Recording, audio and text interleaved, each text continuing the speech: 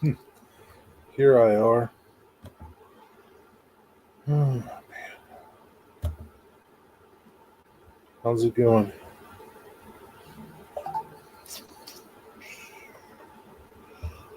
Shade to present.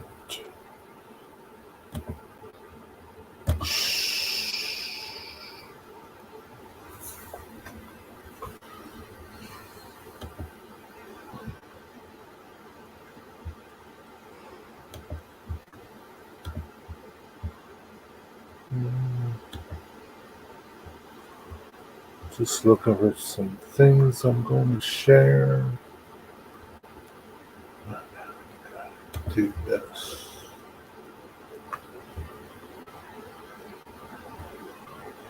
Hmm, Share screen. Okay. What's up, James? Hmm,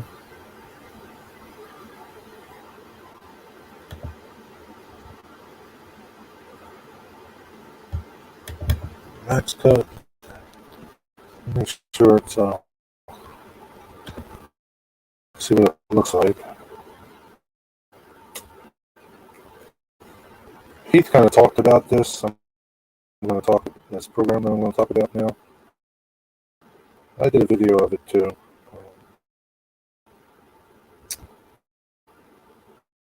Go here. Um,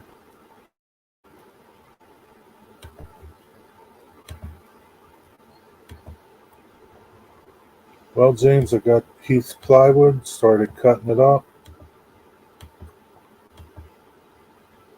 We'll be building benchwork soon.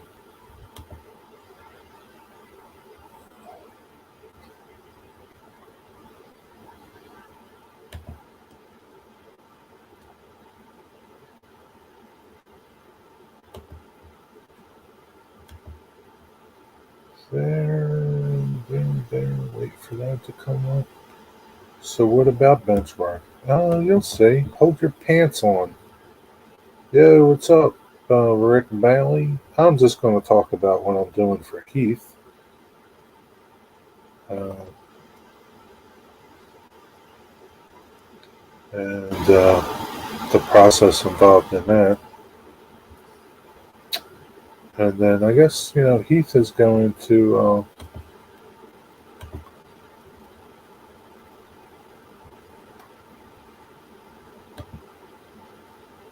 come on, man, open up. Heath will talk more about bench work in general, like his bench work and what he's doing. I can only talk about what I'm doing. So if it doesn't interest you, I don't know what to tell you. Go get a snack or something, and then we'll come back. But first, we'll just chat. Let me see. Input. Let's see what I look like over there.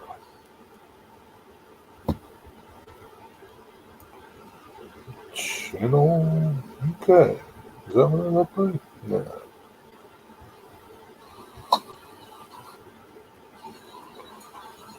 Meet Joe Raider, what's up? Got to share. Share. Come on, share. Share entire screen. There you go. And it should.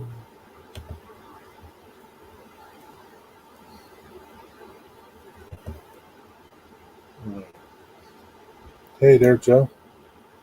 That's you. It should come over to that in a second. Yeah. All right. All right. So we'll talk about it once a few more people come in.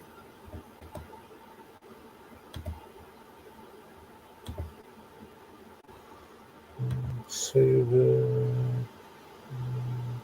Remove do that. Um,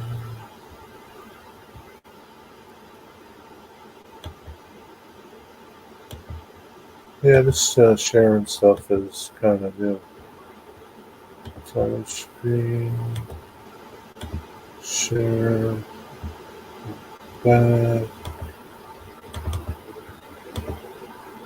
Okay. All right, I got it figured out. What's everybody up to? So I picked up Heath's plywood today, started cutting it up.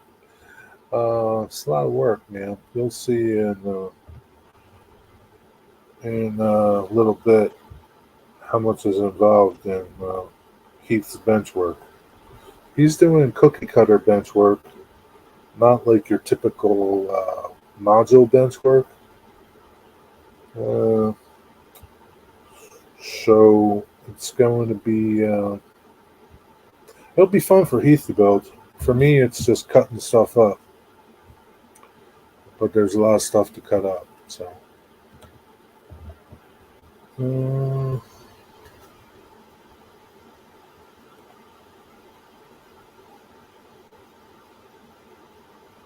what's everybody do today? Anybody do anything today?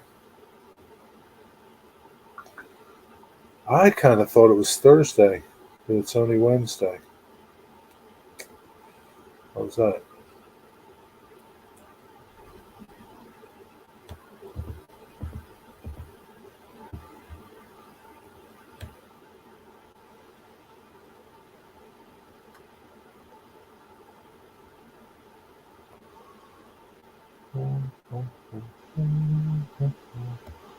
You're all relaxed.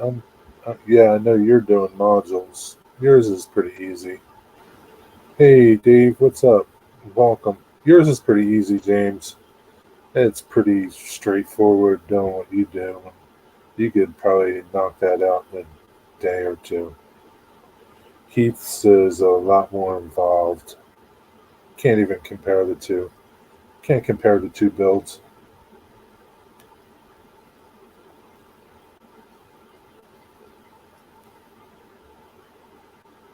What's going on, Dave? How you doing?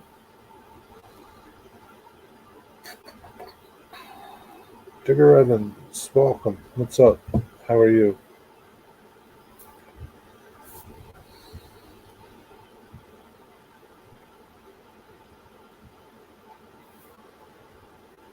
Uh, anybody do any? Hey, Schuylkill River John, welcome. How's it going?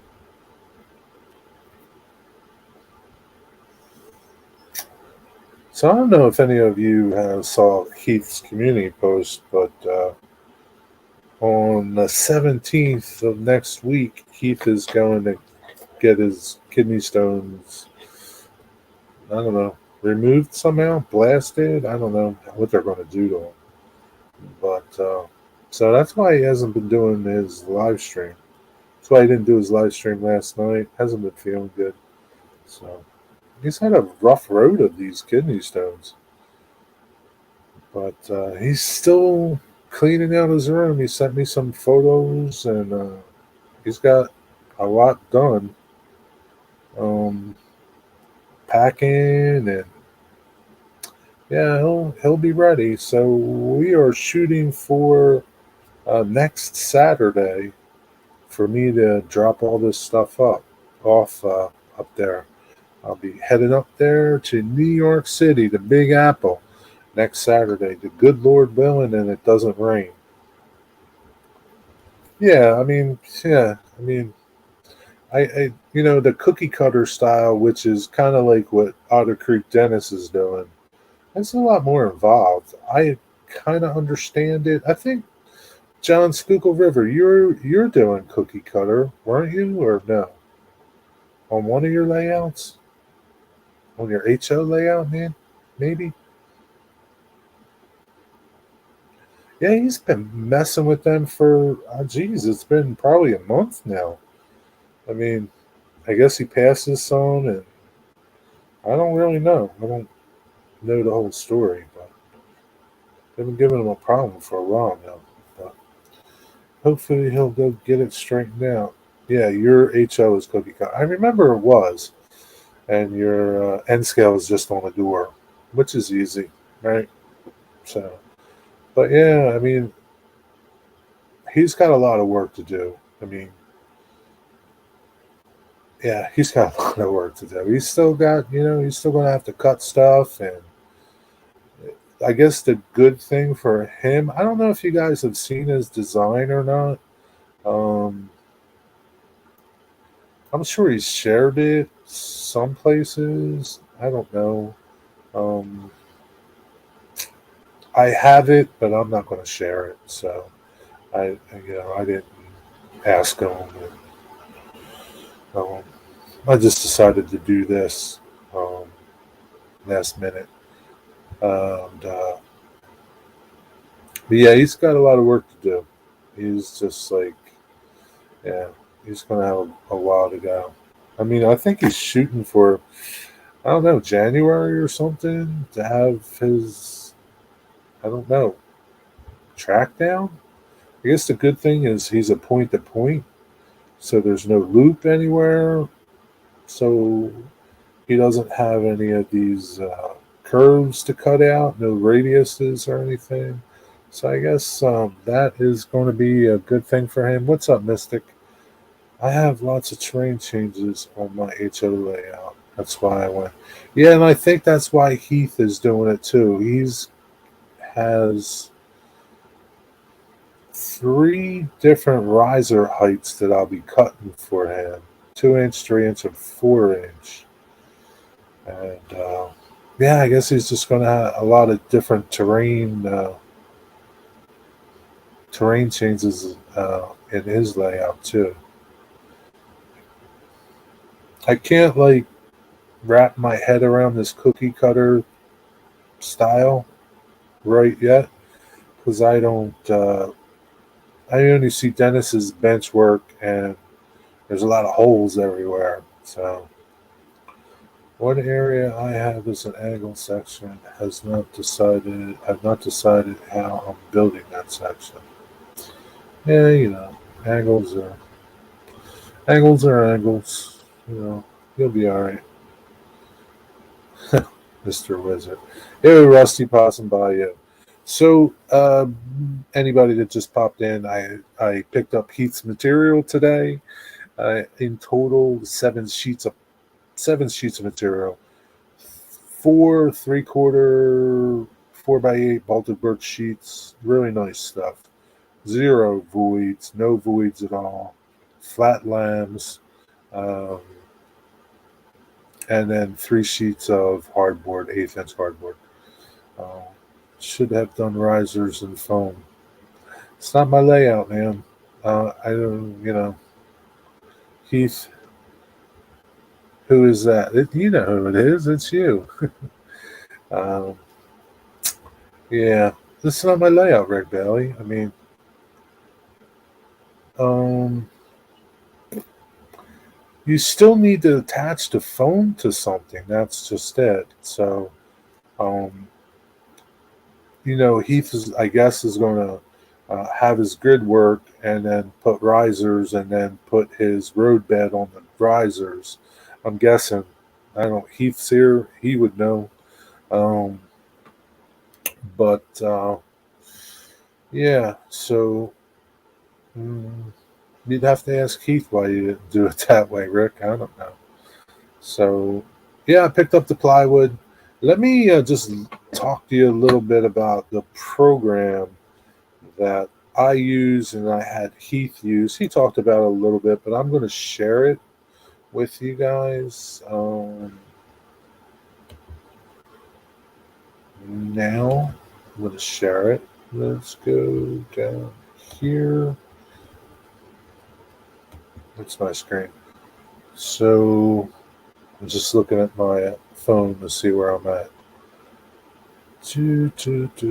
I can't. Well, I can see chat. So, yo, Joey, late night. What's up? So this is Heath's cut list. So what you do is um, you open up Max Cut and you start inputting. Um, everything, all of your job parts into MaxCut line by line. You have to lay it out. There's a little bit of setting up to do.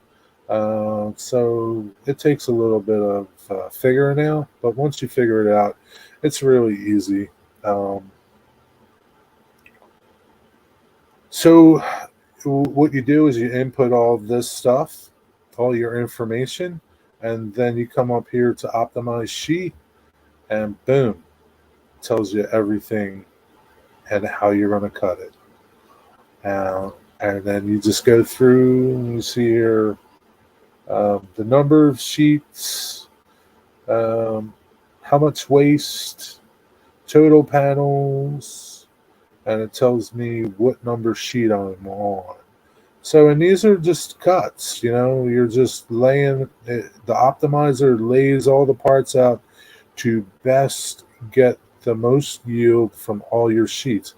And you'll see that the yellow parts are waste, and there's very little waste in these sheets.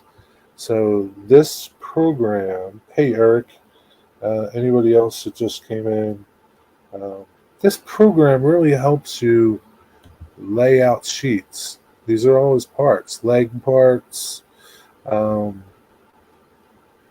I don't know, frame parts, uh, so many parts. Yes, this is the worst one is yet to come. So what I'm doing is I am ripping these. Ripping is long ways, cutting this way. So what I'm doing is taking this measurement from here to here and ripping this section and then cutting off and ripping or cross cutting to get my smaller manageable parts, and then I'll rip this as a whole that looks like this, rip this into the legs, and this is a part, and then I just keep going along and ripping all the parts out as one big whole, and then cross-cutting everything out of that, which is it's a little bit to keep track of because there's so many parts. This is the big part here. Look at all these risers. There's, geez, Heath, how many risers are there? Probably 100 and, I don't know, 150 risers of all different sizes, 2, 3, and 4-inch risers. Yeah, so there's a lot of parts to keep track of. Label. All the risers get pocket holes. All the legs get pocket holes. Some of the other parts get pocket holes. I'm not at that part yet. I'm just ripping everything and uh, getting all my sub parts out, and then I'll go from there. This is the easiest. This is going to be the Masonite. Over 200, under 200, over. Yeah, I mean, I know there's 80 2x2s and like 36 or something 2x3s, and less 2x4s. And this is all fascia material. Really easy. Just ripping this stuff up, cutting it up. Actually, I'm done all the fascia material. I cut up 3 sheets of fascia today. That's all done. And I started on sheet number 1 of the plywood. And so all said and done, I don't know how much time I'm going to have into it. Just guessing, keeping track of time. And stop sharing. Come over here. Yeah, so I'm keeping track of time. And we'll see what I got. So again, we're shooting for the 19th, and it's if it rains, I have a pickup. So some of this stuff is 8 foot long. So I have a crew cab. I don't know if it'll fit in my cab. I have to see. I have to test and see. It might all fit in my cab. I don't know. We'll see. But yeah. I might could cut that one. Yeah, yeah. I mean, some of it, yeah, some of it is pretty easy to cut. Some of it isn't. So, um, I have a video, part one, um, that kind of just explained what I just showed you guys, and then I have a part two that shows me going to pick it up at the plywood supplier, and then coming back to the shop, and how I go about cutting everything up. And it's pretty straightforward, but it kind of, it'll help people kind of understand how to do something um, in mass, like a lot of things, and how to best keep track of it. It's 3/4 plywood, Baltic birch, 4x8, 13 plies, flat lay, not a void in it anywhere. It's void free. It's beautiful stuff. It is probably the best plywood out there. That's not a you know, furniture grade. I mean, it's furniture grade, but it's just a birch finish. The main face plies are birch, and birch doesn't. It's ugly. It's okay if you paint it, but it's not like a walnut veneer or anything like that. But it's good stuff. It's not cheap, but it's flat as the day is long, and it'll stay flat. And you really want something with no voids, because what you're winding up ripping little 1.5 inch wide parts, 2 inch, 3 inch wide parts. So the last thing you want is a void on the edge, and then you're going to put them together, and it's not good to have voids. So, yeah, it would be cabinet grade plywood. Now, so plywood. There's A plywood, B plywood, C grade. There's double A, double B, double A being the best two-face veneered walnut, oak, whatever zebra wood plywood that's out there. Is not a blemish on it um, on either side. It's expensive, super expensive. Only guys like Digger Evans can afford that stuff. But yeah, all said and done, it's going to be great, man. There's nothing wrong with 8 or 12 layer. Nothing wrong with it. I mean, it depends what you're doing, right? If you're doing modules, it's good. I would go for something that's void free if you're doing cookie cutter, because, like I said, you're winding up with strips that are 2 inches wide. And the last thing, voids are, a void can be anywhere in the plywood. Once you start cutting it up, boom, surprise, you got voids places. And if you have them on the edge and you're fastening, it's not good. It just blows through. Getting my plywood wholesale and cut for free. Good for you, James. Um, but yeah, so you know, there's a lot of different grades. So, somebody could say, yeah, I got cabinet grade. Well, there's a lot of different cabinet grades. There's double A, B, and C. And every one of them is different. They're all not equal. And definitely the higher the grade, the more money it is. And there's different gradings for in different parts of the country, I think. Like Canada might have a different grading than we do here in the U.S.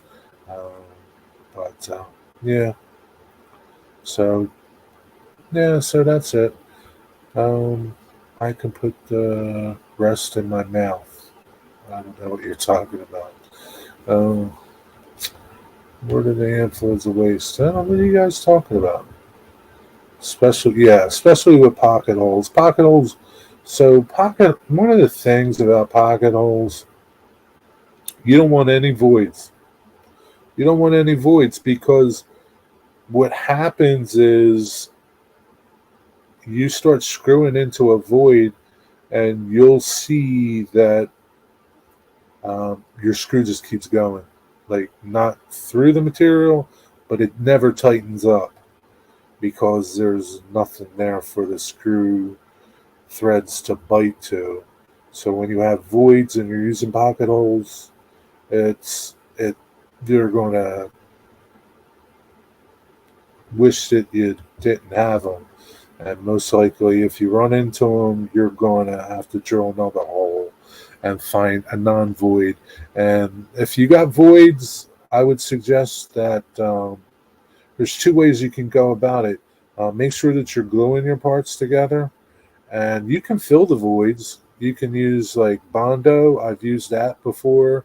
Bondo, epoxy putty, not epoxy, epoxy putty.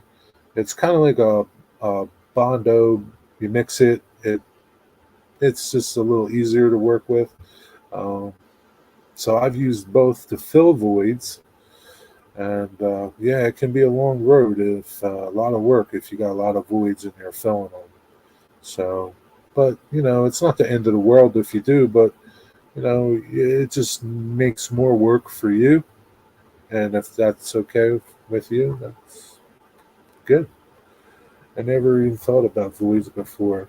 Yeah, I mean, like, so voids, if you're doing modules, voids are pretty much, they're a non issue. It's when you're doing that cookie cutter and you've got these small little pieces, narrow pieces.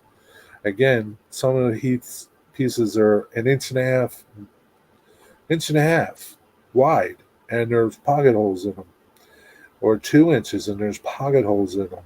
So when you get to that situation, it's best to just eh, spend a couple more dollars on better material. And that's what it really is, because we had priced out one material, and it was like 7 ply. And I know that it would have some voids in it. And it was X amount of money. And then we priced out this material, and it was, I think it was $22 a sheet more. $22 in the whole scheme of things per sheet is minuscule, because you're going to save yourself tons of headaches. Yeah. Yeah, they are. They are about as desirable as hemorrhoids. Yeah, and sometimes it doesn't matter. Like I said, if you're doing modules, maybe it doesn't matter as much. But if you're doing those, a cookie cutter style, and you have some narrow pieces that you're putting pocket holes in, and so like it's like Christmas morning. You don't know once you start cutting that plywood up how many voids are going to be in there. And I've bought some plywood where that's all they had, and I was stuck with, because it was a certain thickness. Nobody else had that thickness, and this is it, man. And it had voids, so I had to deal with it. And I wasn't using pocket holes, but I was using another method, and I had to fill all the voids that I could find, and there were a lot of voids, man. And I filled them, so it's a pain. It's a lot of work, especially if you got a lot of parts. I hate hitting the voids. So, digger, we call that stuff cheating. Uh, yeah, we get the low grade stuff here doing building work. Yeah, I mean, so you go to a big box store, very few big box stores are going to have higher grade um, cabinet grade plywood.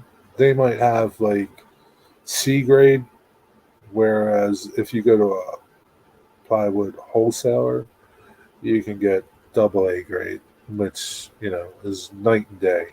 Again, lower grades you're going to get voids, and just because you spent $80 for a sheet of plywood, don't mean you're not going to get any voids. So Yeah, it's all in the grading, uh, and who is there to ask at Home Depot? Those people, they don't know grades. They just know what's on the shelf, and that's it. They don't even know that there's another grade available. So, Home Depot, Lowe's. I've never been to Menards, so Um, I can't talk about them. You're better off going to a local lumber yard that's going to go to a plywood wholesaler like I go to and get top quality material. You can go to a little cabinet shop like me. I sell material to people. Um, you got a little cabinet shop in your area, stop by and see what they got. And if it fits what you want to use, buy it. Wood lately is really crappy, so low grade is likely super low grade. Yeah, I mean, again, it just depends where you buy it. Big box wood is crappy. It doesn't matter. You're better off going to a lumber yard and buying your material there. You're going to pay a little more for it, but you're not going to sit there and this is for everything. You know, 2x4s, 2x6s, whatever. You're not going to sit there and sort through a stack of 2x4s to get 10 uh, going to a local lumber yard. You're going to get good material and it's all going to be straight and flat, and they take care of their lumber. They buy a better premium lumber. Again, you pay for it, but what's your time worth? Do you want to spend an hour sorting through a stack of 2x4s at Home Depot just to get 10 of them, just to find some that are straight? And even then, some of them aren't too straight, so you have to settle for it. Yeah, I've never been to Menards. We don't have Menards, but yeah, I'm sure they have good stuff too. But again, um, I would buy stuff from a local lumber yard. Support your local lumber yard and make friends there, and life is good. But yeah, that's it. That's all I got for now. So that's it for bench work. Show's over. Yeah, I'm lucky to have a lumber yard nearby. Yeah, yeah. I mean, yeah, definitely. I mean, you're going to go to Lowe's, and just a number. You're going to spend $3.25 for a 2x4. You're going to go to a lumber yard. You might spend $4.25. It's a buck more. So, what's your time worth? I guarantee you, you go to the lumber yard.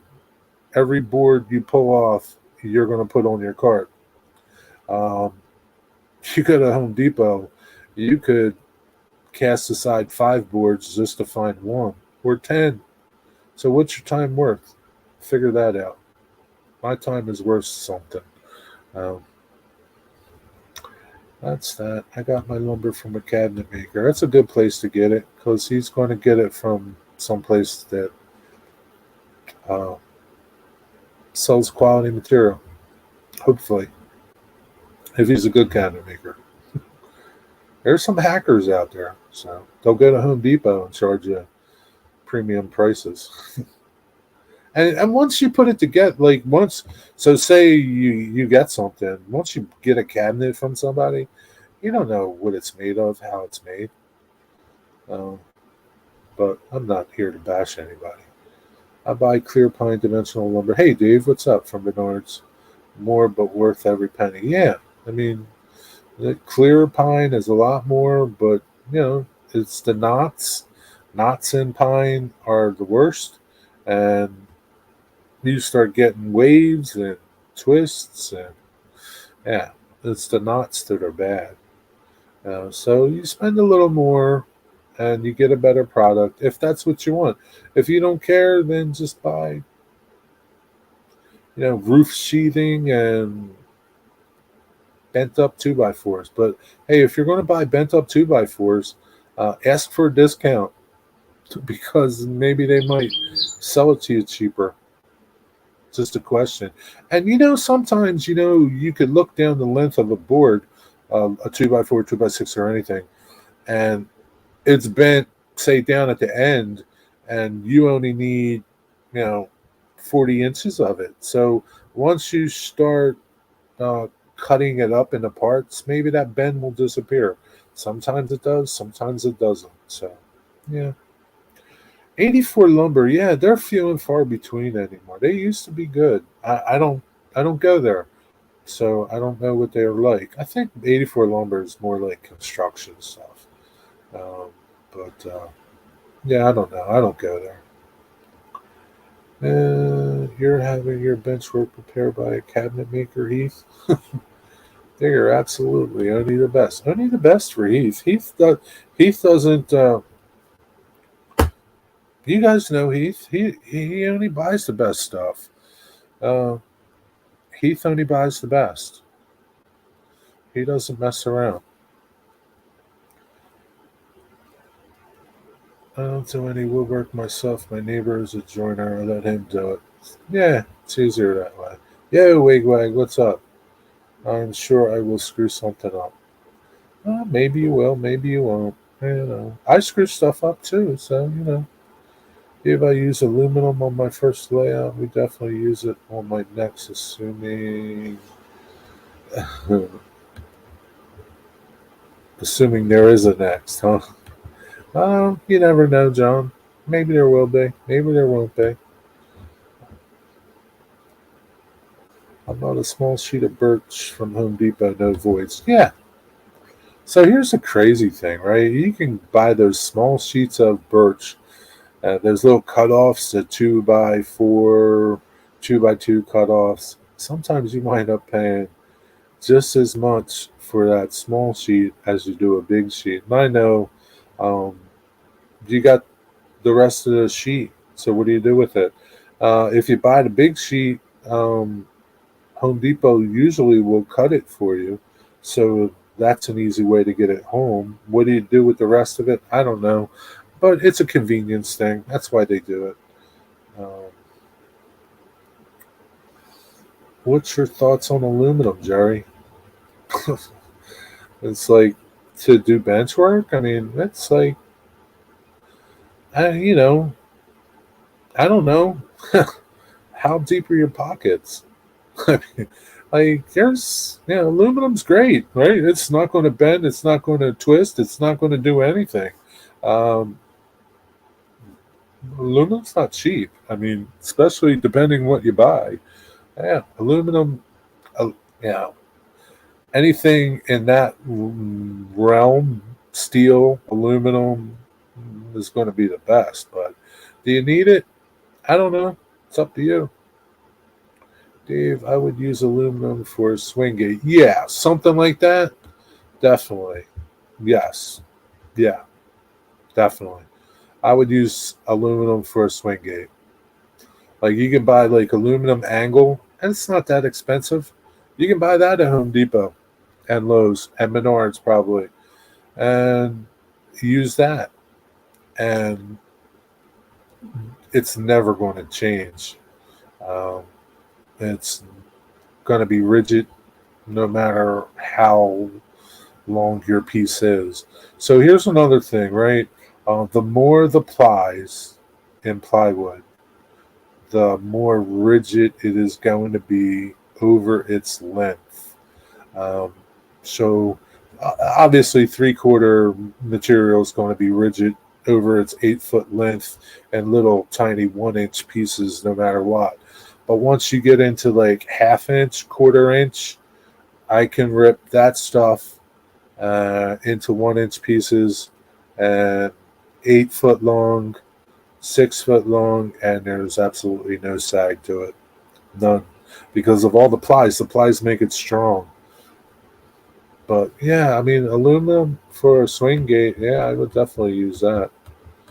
And it's not, like I said, it's not that expensive. My pocket's inside out. Mine too. I paid $20 for it. Yeah, that's fine, right? That, but it served your purpose, right? What are you going to do with the whole sheet? You can't use it all. So you came home with it and you used it. Nothing wrong with that, Eric. Yeah, aluminum's great, man. You don't have to worry about painting it. You don't have to worry about it warping, rusting, anything. What did you want to use aluminum for, Dave? I'm just curious. Dovetails, mortise, tenons, lap joints, anything but screws. I don't know what you guys are talking about there. Uh, I would get 80/20. 80/20 is really nice stuff. You can get like, I don't know what's wrong with it. They used to sell 80/20 used to have an eBay store, and they would sell like blems, like seconds. I don't believe that they were like not true, like square or anything, but I really don't know why they were so cheap there. And this was years ago. I don't know if it's still the same.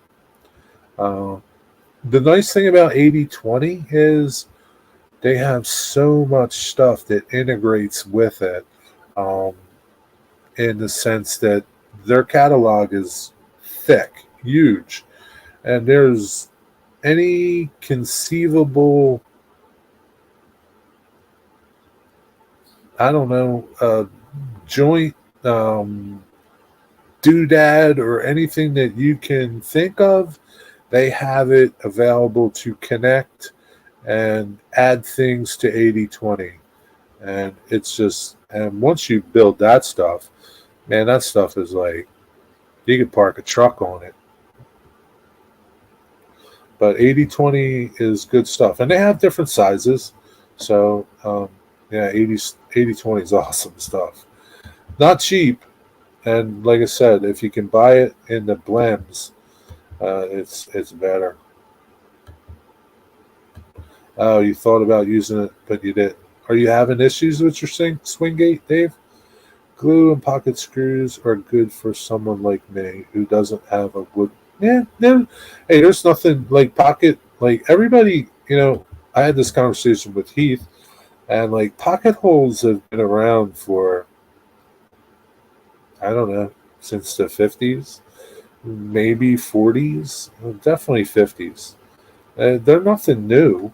I mean, Craig is, people think of Craig as the innovator of pocket holes, the inventor, but Craig only made it available for DIYers. Pocket hole machines have been around for decades for big shops, so they're nothing new. Um, People have been building with them for a long time, and there's nothing wrong with them. They have their place. Yeah, what's up, Cosmin? 80/20 clones for a lot. Yeah. Yeah, I don't know. Places like T Nuts is where I get my stuff. Yeah, the 80/20 clones. It's no different, right? I mean, it's all extruded aluminum, and it all just goes together like a big erector set. And if it's less money, then great. But, you're paying for that 80/20 name pretty much. I'm not building any more benchwork, so I'm not using any more wood or aluminum. I don't blame you. You got enough going on there. Yeah, James is building. James, are you having any lift out bridges or anything on your layout? I used to be able to buy all kinds of aluminum extrusion when I was delivering that stuff. Man, that's great. My gate is working well. However, there's some variation with season changes. Yeah, that's just going to happen just because of what you're using, you know. Um, Sealing it would help. I don't know if you painted it on all sides, every side, edges, bottom, everywhere. That would help. It's just like wood.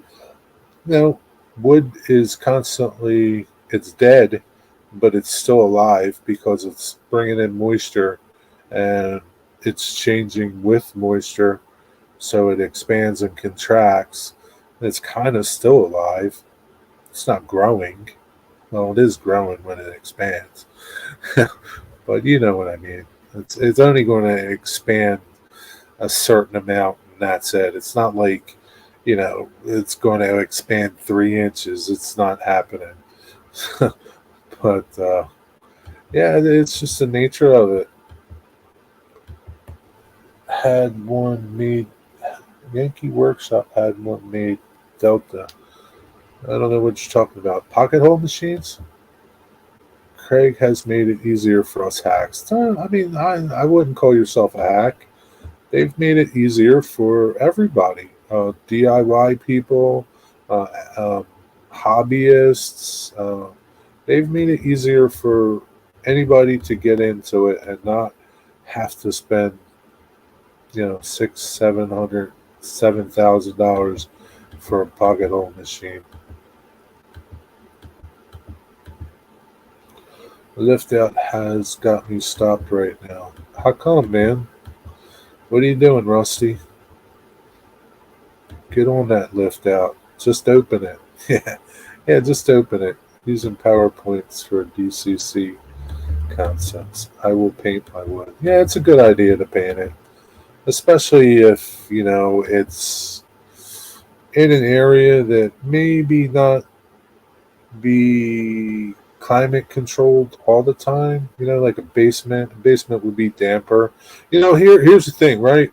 So, um, and somebody just talked about this too. I think Tammy bought a dehumidifier for her shop because it's constantly humid. It's the humidity. It's the humidity in your air that is your enemy, right? So if you just add a dehumidifier to your basement, you'll probably see, minimal movement, uh, and especially if it's painted all on all sides. So a dehumidifier is, it's basically your friend. Um, it's not just that air conditioner; it's the dehumidifier that gets the humidity out of the air.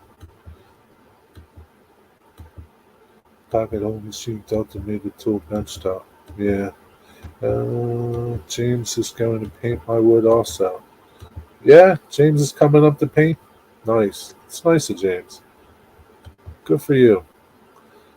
If you saw my work on the hack, nah, I'm sure you're fine.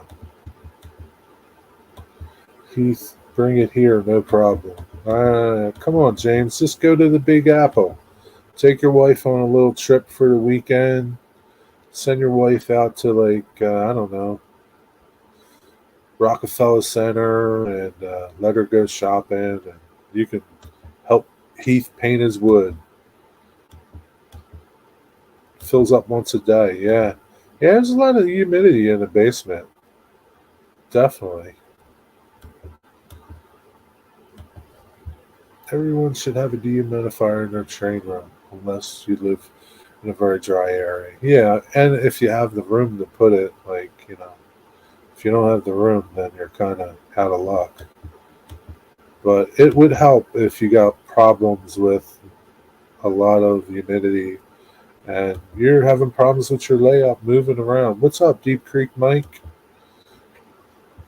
It's nice wood. It's a shame to paint it over. Yeah, but like, um, who's going to look at it? No, like paint it, seals it. It keeps. It helps to, like finished wood is it still absorbs uh, humidity. Okay, a finish just helps equalize things. That's it. Um, Obviously, bare wood is going to absorb more than a finished wood, paint or clear. They're still absorbing. It's still happening. You're just, changing it a little bit. But if you can paint it, you don't have to paint it. You can clear it. Boomer Dioramas, he clear coats all of his stuff. He clear coats his bench work, his tops, and he says that it helps when he's adding scenery and detail and things. It just helps spread pigment evenly, and I can see how it is. It's just like a different medium. You know, you're sealing your wood, and then you're just applying things, colors over it, stains, paints, pigments. You know, but Boomer clears his stuff, so that's another way if you wanted to keep the wood look and like Digger wants the pretty wood. He doesn't want to paint it, so you know, clear it. I don't have a basement. Good for you. Okay, I'm taking a nap. All right, Eric. Thanks for stopping in. Have a good nap. So that's about it. Anybody got questions or anything? I have a spot for mine. Just need to unbox it, Heath. Yeah, hooked up to the furnace. Yeah, so if you got it hooked up to your furnace, then it's fine. Should I shellac my layout or paint it? Maybe you should ask people to vote. I don't know.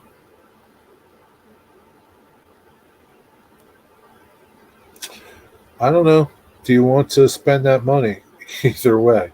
I mean, the good thing, like, so here's another tip, right? Go down to the big box store, right? And this only applies if they have something in stock that is a color close to what you're using. Look in the returned paint area. You can sometimes buy like a gallon of paint. All right, Dave, thanks for stopping, man. Enjoy your dinner. Take care. You can sometimes find a gallon of good paint or a quart of good paint for like $3, $7, $10, where like a gallon of paint would have been 50, $60. Somebody returned it, didn't like the color, and if it's close to a shade you want to use, you can get them to tint it to the color you want. Obviously, they can't make something dark, uh, light. They can only do so much. And they'll tell you, but there are good places to buy deals. Look in there instead of just going down to the paint aisle and picking a, uh, paint. And even probably, I don't know if like Sherwin Williams and the other big paint stores take things back as readily as Lowe's does. Lowe's will take things back, man. I bought a gallon of uh, Thompson's wood sealer, and I didn't like the color. I bought it back, and they didn't say a word. I opened it and used a tiny bit to sample it. Yeah, what's up, Derek Alexander? Just had another dehumidifier survey for 70%. And yeah, now it's cranking. It's down to 36%. Yeah, that's perfect, man. 36%. That's good, man. I'm going to cover my bench work with track and scenery. You won't see it anyway. Yeah, so I mean, you know, it's up to you whether or not you want to paint it or not. Do you want to take your time and paint your bench work? Is it going to help? Maybe. Is it going to be noticeable? Doubt it. Especially if you start out with good material. But it depends where you're at. Like if you're in Florida and you don't have an air conditioner and you got a shed and it's like 150 degrees in there in the summertime, then yeah, you should do everything you can to keep it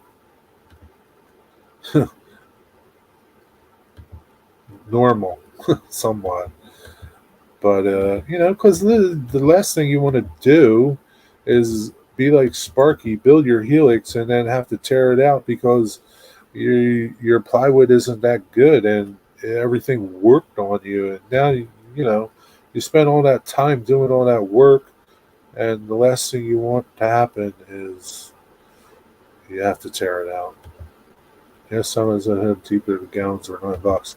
Yeah, I mean they're great deals, man. If you can get the color or something close to the color that you want. I mean, yeah, you're not going to go there and find the exact color you want, probably, but maybe you might settle for something if it's $70 cheaper than buying what you want.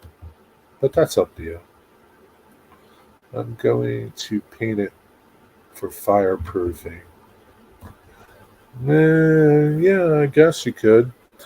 How you think your lad's going to burn up? I don't know. Yeah. Are you painting with asbestos? Yeah, maybe. Do it right. Do it the right way the first time. Yeah, yeah.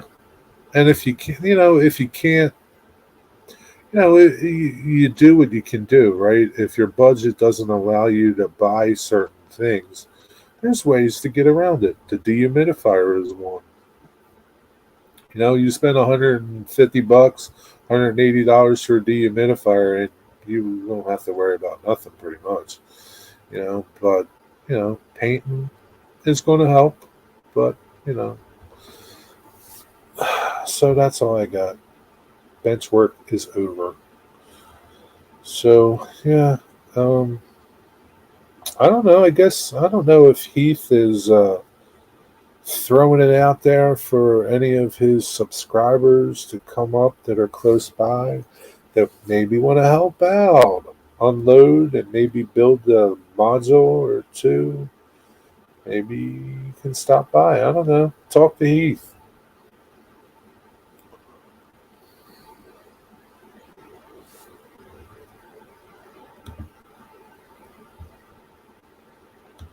I got a gallon of paint at Home Depot for $8. In daylight, it looks brown. At night, under the LEDs, has a purple tint. Yeah, yeah. I mean, you could have always asked them to tint it. I bought some paint and I didn't quite like the color that it was, so I just had them tinted a little bit, and they were able to tint it and change it. I can't remember if I wanted it darker, lighter, whatever. But they were able to do it within reason. I mean, they're not going to probably be able to make a red paint pink, or maybe they would be able to make a red paint pink, but they might not be able to make it yellow or something. You know, here you go. Anyone that wants to stop by on the 19th is welcome. If you help carrying it in the wood, I will treat you to snacks. Snacks, huh? How about that? Darby Rail Services, you're new. I would help out Heath just 3,000 miles away. It's understandable. Is Robert Darby Rail Services? Heath says you're so close. I don't know. The humidifiers went way up. Mine was $400. I was looking. I was thinking about getting one for my shop. At Lowe's, they were like, I don't know.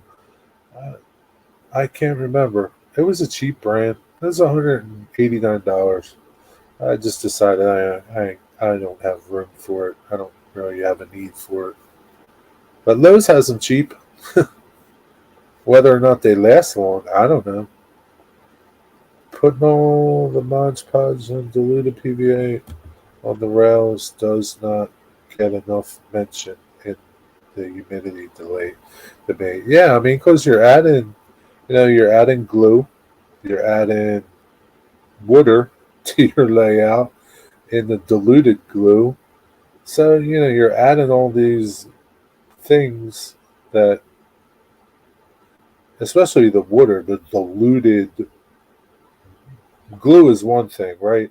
Glue and wood the glue will solidify and that's it, right? But once you in add the water to the glue to thin it out, now it's going to seep into the wood. And yeah, I mean, you can run into problems.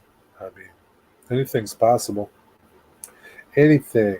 My humidity was 100, probably under 75. Yeah, I'm sure you can find cheaper ones. And, Heath's in a smaller room. He doesn't need a big, huge one. So you can just buy a smaller one. But if you're in the bigger the room, the bigger the dehumidifier you need, because they'll only do a certain um, size room.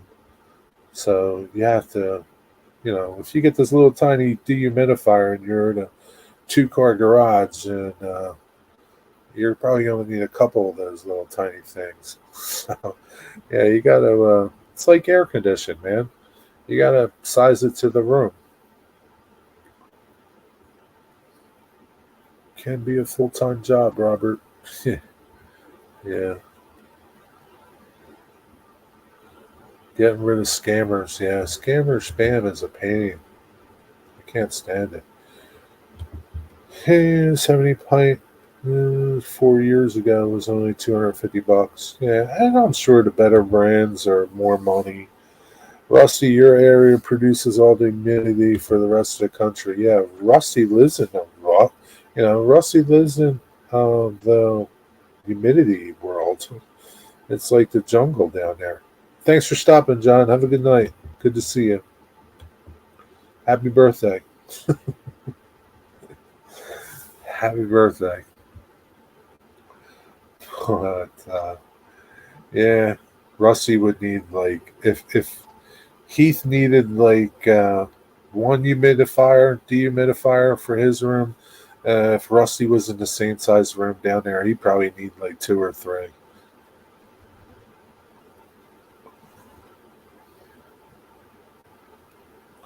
Remember when I was a kid, my dad bought a dehumidifier with bucket, a bucket with a bag with some moisture collecting chemicals. Yeah, there's the chemicals. I don't know, what are they called?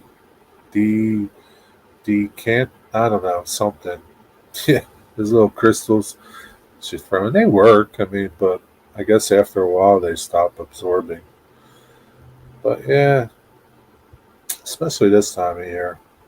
Now, if you're in Arizona, you don't have to worry about that. But if you're in Mississippi or Florida and anywhere on the East Coast, summertime is humidity. It's can be a mess. But yeah, that's all I got. 7:13. I think I'm done. I'm tired. Had a long day. Got to get up early tomorrow. But yeah, growing up, the dehumidifier was big, and the bin dumped right into the sump pump. Yeah. So sometimes, if you have a dehumidifier and no air conditioning, sometimes that can be enough just to make your space cooler. Um, it's amazing. Once you get that humidity out of the air, it can get a lot more tolerable to be in a room in the summertime. Especially if there's a breeze blowing. But it's that humidity, man. It's like killer. Wisconsin now, Jerry, was then too. Yeah. Is it humid in Wisconsin?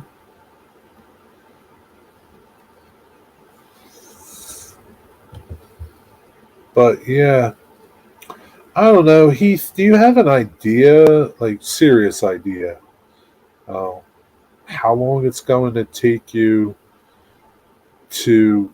The easiest part is going to be doing like the grid part, I guess, of your bench work. I guess the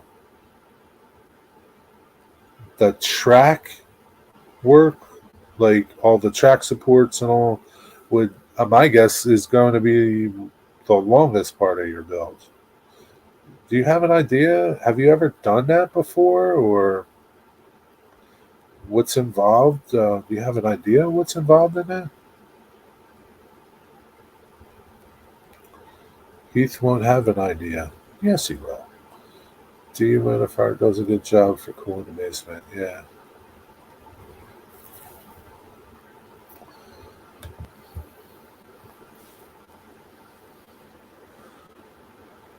Desiccant. Yeah, that was it. That was it there. Desiccant. Yeah, you can get those little packets too. Sometimes those little desiccant packets come in things you buy just to keep the moisture out of them. Frame's about 4 to 6 hours. Then I have to figure out where to put the risers and add other cross members. Yeah, I think your frames are going to be the fastest thing. It's everything else. And then probably filling in everything. I don't know how that goes. But what are you hoping for? Like January for track or January for running? Yo, Corey, what's up, man? How you doing? So pretty much August is gone, right? So let's just say September, October, November, December, January. 5 months to January. I don't know. You would know better than me. The hardest part is making sure I don't put a riser under where I have a turnout. Yeah, yeah. But I mean, you can pretty much, once you get your bench work, the grid set, the framework done, you can pretty much say print a one to one of your layout and then lay it out on your grid and see where everything's going to fall. You know what I mean? That's what I would do.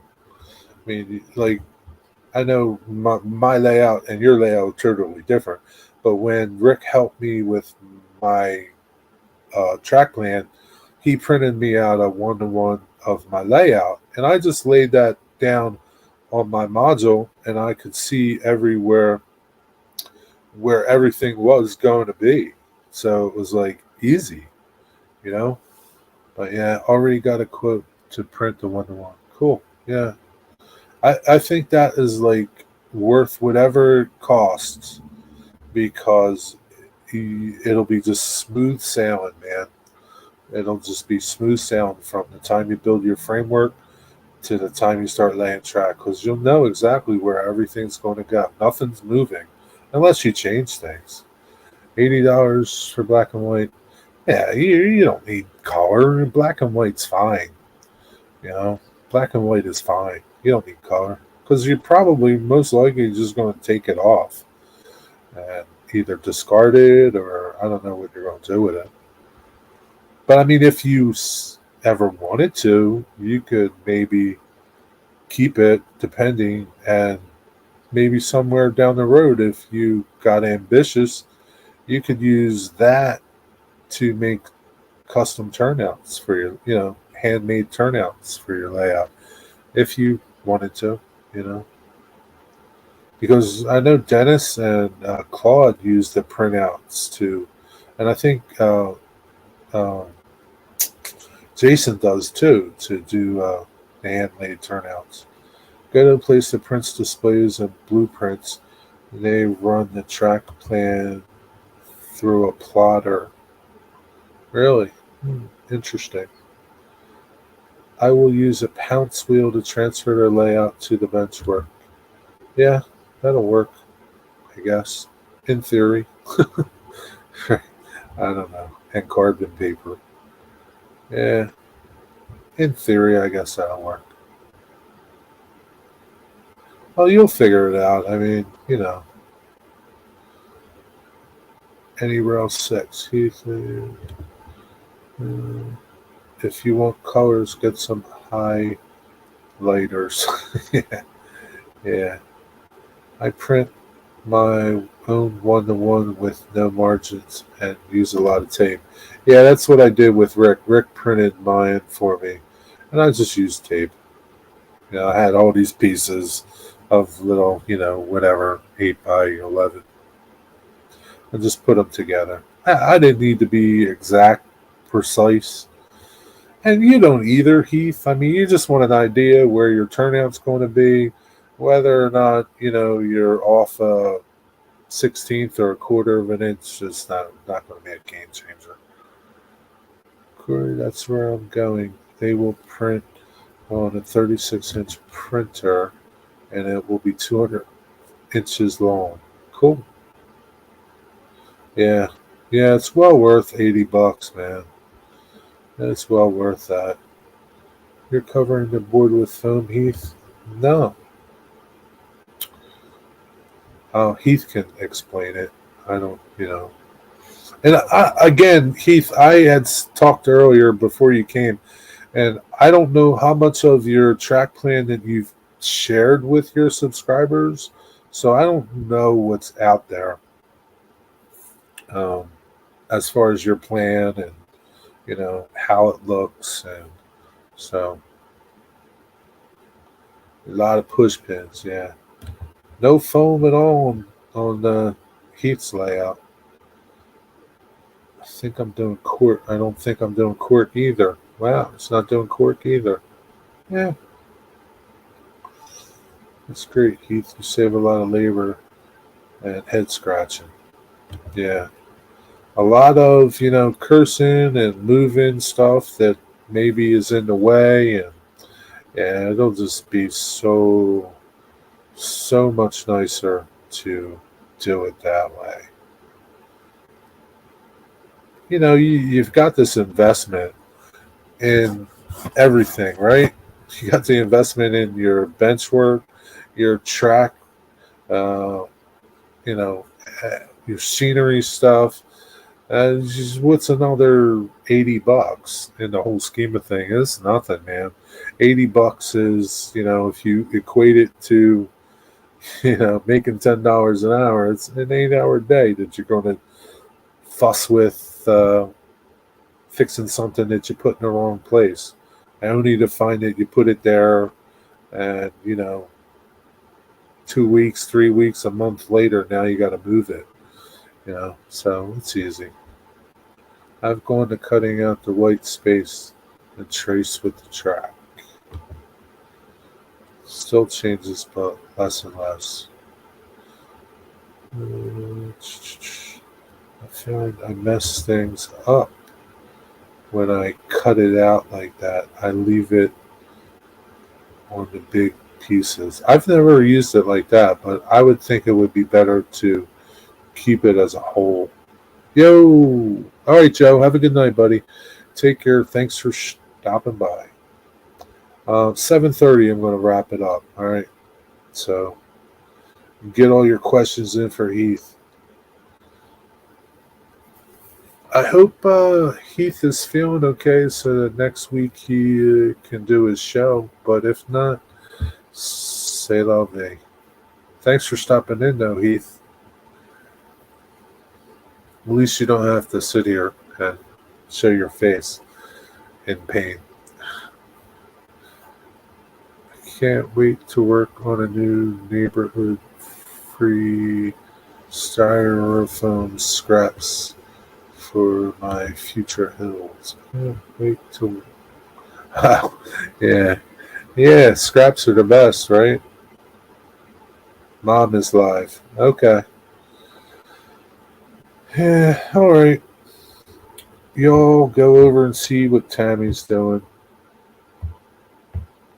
She had text me, but I was live when she texted me. I couldn't read what she said. Yeah, go over and see what she's doing. Look forward to seeing you too soon. All right, everybody. Have a good night. Hope you feel better, Heath. Yeah. Um, See you soon. I'll keep updating you with pictures. Y'all have a good night. Thanks for tuning in. Remember, no voids. Void free. All right, see y'all. Yeah, hit the like. Hit the like. See us.